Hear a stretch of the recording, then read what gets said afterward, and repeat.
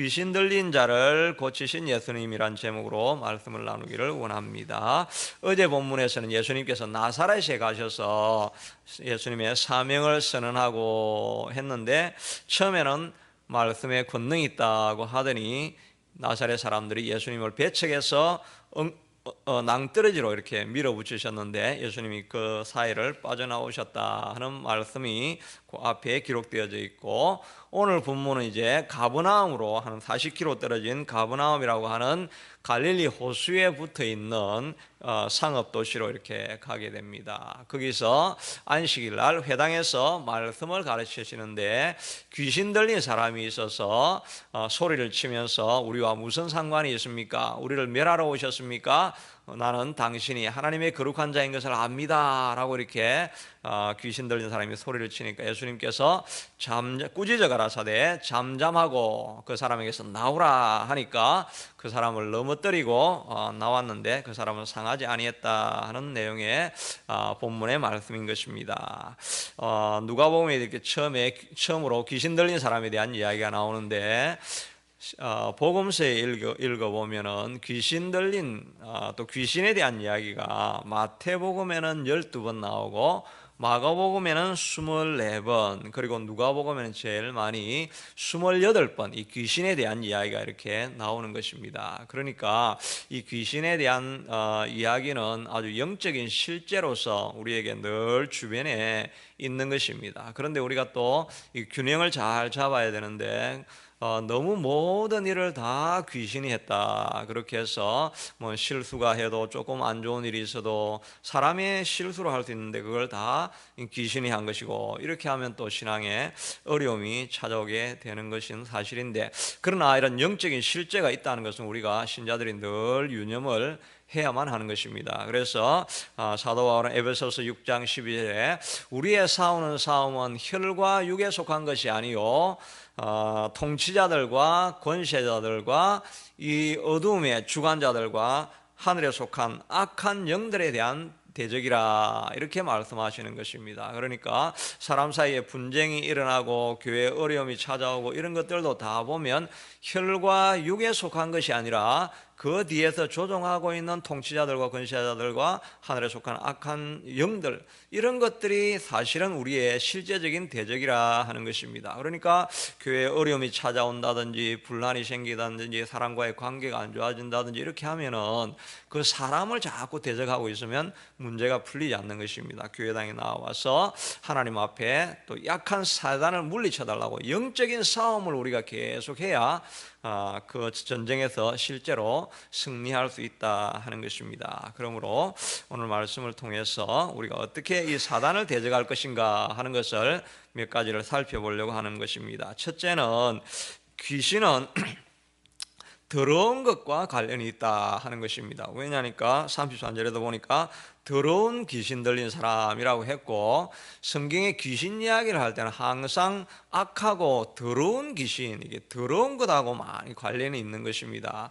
그러니까 우리가 일상에서 접할 때 이런 폭력적이고 음탕하고 또 누추하고 추하고 이런 것들 배경 뒤에는 다 사단의 조종이 있는 경우들이 많이 있다는 것입니다. 그러니까 우리가 사단하고 가까이 있지 않으려고 하면 가능하면 이 더럽고 추하고 음탕하고 음란한 것들, 이런 것들 하고 그런 연관되어 있는 것들에서 자꾸 우리가 벗어나려고 해야지, 그런 것들을 그냥 뭐 오락이니까 뭐 다 이렇게 펀으로 하는 거니까 이렇게 하면서 이런 뭐 음침한 이런 모습들도 그냥 수용하고 있으면 그것이 사단의 세력에 우리가 자꾸 들어가게 된다 하는 것입니다. 어느 구약학 교수님의 제가 강의를 듣다가 이렇게 보니까 자기는 뭐 학자니까 이런 은사나 이런 거랑은 자기는 전혀 상관이 없는 사람인데, 선교지를 늘 돌아다니다 보니까 선교지에 가면 자기도 이런 그런 역사들이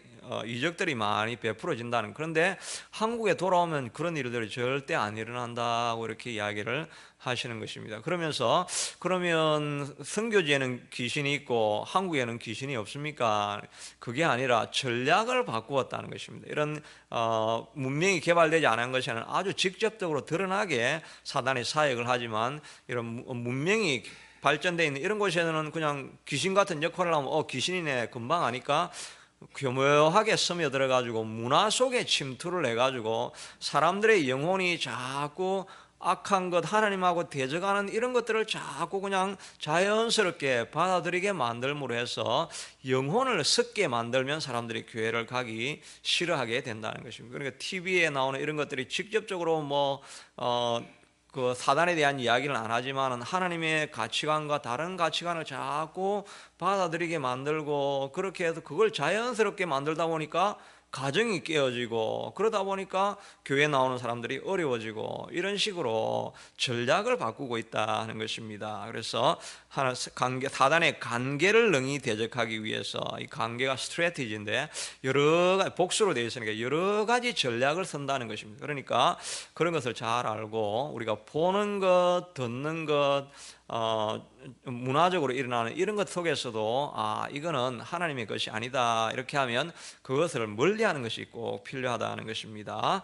그리고 사단은 또 우리가 만나면 두려워하지 말고 우리가 대적하고 거기에 부탁을 하는 것이 아니라 꾸짖어야 된다는 거예요. 예수님도 그 이 귀신을 꾸짖었다라고 이야기를 하는데 우리도 그런 권세가 있다라고 예수님께서 말씀해 주십니다. 마가복음 16장 17절에 보니까 믿는 자들에게는 이런 표적이 따르리니 곧 그들이 내 이름으로 귀신을 쫓아내며 이렇게 했는데 이거는 목회자나 어떤 사역자가 하는 일이 아니라 믿는 자들에게는 이런 표적이 따른다고 했기 때문에 우리도 누구나 사단을 보면 대적을 할 수 있다 하는 것입니다.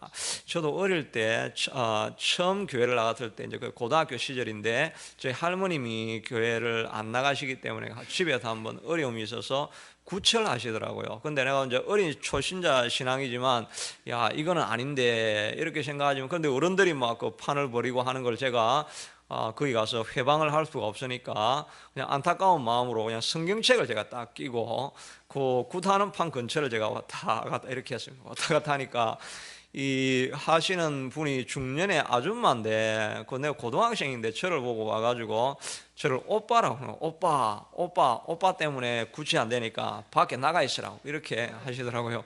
그래가지고 제가 이제 그렇게 하는데 그때는 사실 내가 담대하게 이 사단의 자식아 떠나가라 이렇게 꾸짖어야 되는데 그러면 이제 집안에 난리가 나겠죠. 그렇게 하니까 저는 그 당시에는 이제 신앙도 별로 깊지도 않고 하니까 그냥 제가 나가면서 근데 마음에 기쁨이 있더라고요. 내가 초신자고 내가 아무것도 모르는데도 내 안에 그리스도의 영이 있구나 이런 생각을 제가 하면서 이런 영적인 것들이 참 실제하는구나 하는 그런 생각들을 해보게 된 것입니다. 그러니까 사단이 찾아오고 우리 속에 자꾸 우울한 생각 또 억울한 생각 또 미워하는 생각, 분노하는 마음, 이런 게 찾아올 때 그걸 그냥 받아들이고 있으면 안 되고 꾸짖어야 되는 것입니다. 나를 두렵게 만들고 나를 어둡게 만들고 나를 분노하게 만들고 내가 자꾸 미워하는 영에 잡히게 하는 이 악한 것아 예수님의 이름으로 꾸짖으니 떠나가라 이렇게 선포를 할 수 있다는 것입니다. 믿는 자들은 귀신을 쫓아낼 수 있기 때문인 것입니다.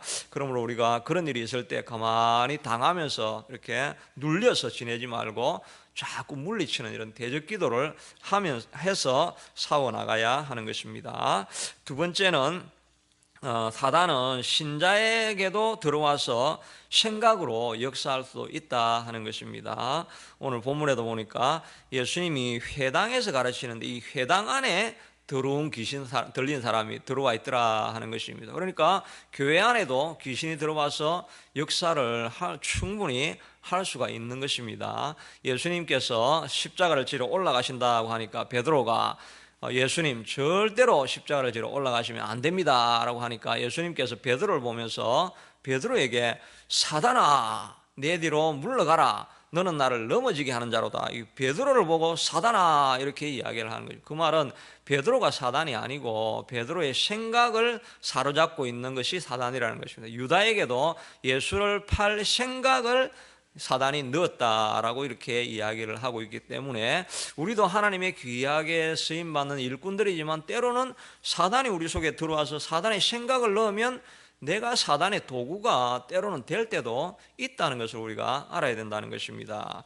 그러니까 늘 내 생각이 혹시 사단의 지배를 받지 않는가 하는 것을 우리가 생각을 해보아야 된다는 것입니다. 민수기 13장에 보면 가데스 바네아에서 이렇게 정탐을 12명을 보내는데 10명이 돌아와서 말하기를 그 탐지한 땅을 악평하여 가로되 저 땅에는 네피림 자손 아낙 그인들이 있어가지고 우리는 절대 못 들어갑니다. 큰일 났습니다.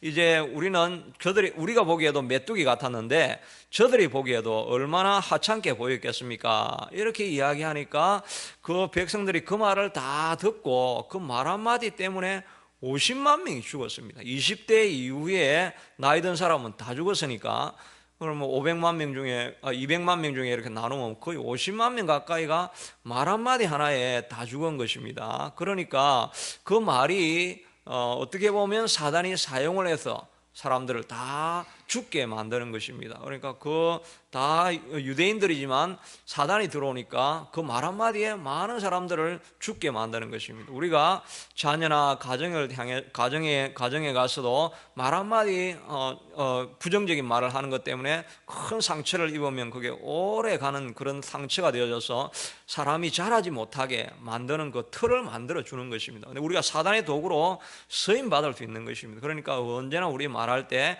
내가 믿음의 말, 신앙의 말, 축복을 빌어주는 말, 이런 말들을 우리가 늘 하는 훈련을 해야만 한다는 것입니다. 그 중에 여호수아와 갈렙은 하나님의 신앙의 말을 한 것이죠. 우리가 하나님을 대적하지 말자. 아무리 거기에 네피림 자손이 있어도 하나님께서 우리를 기뻐하시면 우리를 그 땅으로 인도하여 들으시고 하나님이 그 땅을 우리에게 주시리라. 저들의 지도자는 떠났고 여호와께서 우리를 함께 하시느니라. 하나님을 거역하지 말라. 저들을 두려워하지 말라. 이 믿음의 말을 하고 나머지 20대 이전의 사람들을 다 이끌고 가나안 땅으로 들어가게 된 것이지요. 그러니까 우리도 사단에게 쓰임받지 않으려고 하면 늘 신앙의 말을 해야 되는 것입니다. 우리의 주어지는 사람들에게, 만나는 사람들에게, 또 주어지는 환경을 바라보면서도 이런 환경이 왔으니까 우리는 망했다, 큰일 났다, 쪼그라들어서 슬퍼하고 우울하게 앉아있고 이렇게 할 것이 아니라 그런 상황이 찾아올 때도 믿음의 말을 선포해야 되는 것입니다. 상황은 이렇게 악화되어졌지만 그러나 하나님께서 우리와 함께 하시면 그 땅을 우리에게 주시고 그 땅을 인도하여 들으시고 우리에게 그 땅을 주시리라. 이 약속의 말씀을 우리가 날마다 선언해야 된다는 것입니다. 우리가 3세대가 모여서 예배하는 교회가 될 것이다 이렇게 하면 환경은 보면 전혀 그럴 것이 아닐 것 같아도 그러나 우리가 하나님이 기뻐하시면 그 일을 이루어 주시리라. 다음 세대도 사람들이 몰려올 것이다. 우리 사람의 환경을 보면 뭐 그런 일이 일어나지 않고 교회 환경이 어렵다고 이렇게 보지만 그러나 하나님의 약속의 말씀을 가지고 믿음의 말을 자꾸 교회를 향해서 축복하며 선언을 하는 것입니다. 그렇게 하면 하나님께서 나중에 믿음을 따라서 그것이 현실화되어 줄 수 있게 만들어 주시게 된다는 것입니다. 사단은 늘 우리를 넘어지게 하는 것입니다. 오늘 귀신 들린 무리 중에서 넘어뜨리고 나오게 이렇게 하니 우리를 낙심을 자꾸 시켜서 이런 좋은 말, 이런 믿음의 말을 가지고 있으려고 하면 환경을 자꾸 보게 만들어서 넘어뜨리려고 하는 것입니다. 이렇게 넘어뜨리려고 할 때 약속의 말씀을 붙들고 믿음의 말을 선포해서 사단의 도구가 아니라 하나님 앞에 쓰임받고 하나님의 나라를 이루어가는 저와 여러분이 될 수 있게 되기를 바라겠습니다. 이 시간 같이 한번 기도하기를 원합니다. 우리의 영적인